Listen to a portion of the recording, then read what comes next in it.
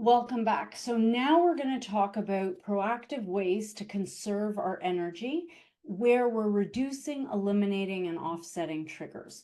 So this has everything to do with the psychological category and thinking right now. And we're going to go through lists of things that we can do. So I heard a podcast all about decision fatigue and was really impacted by how much I identified with what they were saying. And so, how can we reduce the number of decisions we make in a day? And you might wonder, well, I have to make all of these decisions. And I'm challenging you, now that I've heard this podcast episode, I'm challenging you to really assess that. Do we really have to make as many decisions as we do on a daily basis? Is it possible that we start streamlining how we get dressed in the morning? Now, we might not go to the extreme of Steve Jobs where he wore the same things every single day. And there might be a way that we can reduce the number of decisions about our outfits and not, again, be like Steve Jobs, but somewhere in the middle. How can we reduce the amount that we have to think about all the meals we need to make every day? So I've essentially decided that I eat largely the same things, and I've added certain ways to add variety in what I eat. But it's not a question now at lunch, oh, what am I going to make for myself? And dinner is still something that I'm working on, but how can we start meal planning either for the week or for the month or for the season to reduce the number of decisions that we make? And I'm sure there are other places in your life that you can identify ways to reduce the number of decisions, because the more we're thinking, the more we're burning out. And so I've been hearing about decision fatigue, and so it really struck me as something that would be nice to add here. How can we reduce decision fatigue? How can we reduce excessive memorization? This is not just for students. We need to memorize so many things. Can we use memory aids? Can we write things down? Is it even possible that we don't need to memorize at all? Maybe we need to implement better memorization tools and techniques, where Jim Quick is an excellent expert in this area. And the same, I learned a ton from Jim Quick about when we read, we tend to reread words and sentences before actually moving on. We don't realize we're doing this, but our eyes are doing that.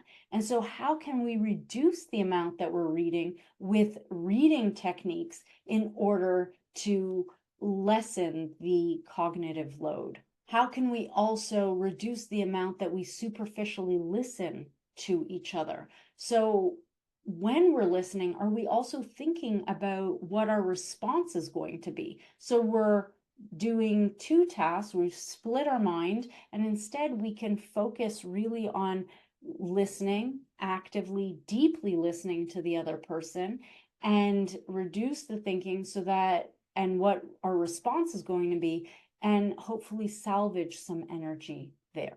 We also, and this is not just good for students, this is also good for anybody who needs to learn new things, whether it's on the job learning or whatever. But how can we implement cognitively based strategies, research-based strategies for how to learn? Teachers are very competent at teaching content.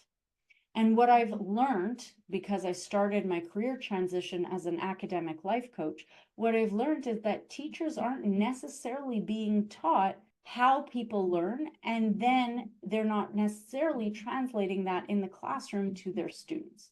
And there are a bunch of experts that I've been made familiar with who actually teach teachers about the learning process so that they can teach their students not only the content, but how to learn. So how, as students, and they also have content for students and parents who are helping their children, how can we learning to learn strategies so that learning is more efficient and effective? So efficiency means we spend less time studying, meaning less energy into studying, so that, and it's also more effective.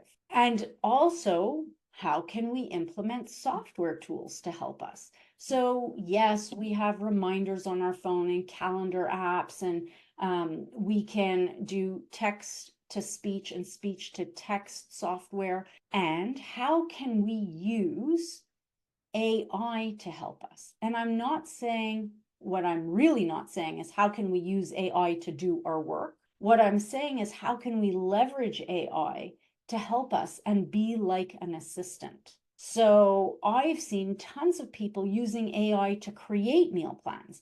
I've seen tons of people using AI to create schedules and planning and prioritization lists and so on. So how can we use the software and the technology out there to help us lessen the thinking load and the energy burn? There are accommodations in school and at work that we can use to also make school and work less difficult. So how can we leverage those? And routines and plans. And so for many ADHD clients, they tell me that routines are boring and they stick to them for a few days and then it's too boring and they let them go. And planning is not very fun. And so what we need to bear in mind is that our brains are pattern making machines.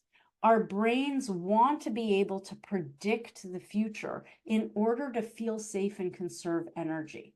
So how can we implement routines to ease ourselves into things? It's through routines and through knowing that our brains and bodies then get primed for the activity. So how can we use routines while also making them still interesting enough in order to help ourselves conserve energy? When we're learning, it's possible that relearning at home alone is difficult. So how can we harness tutors to help us?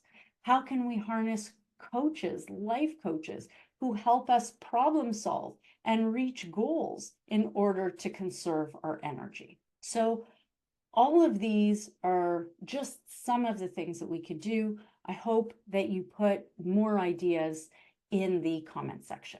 I'll see you in the next video.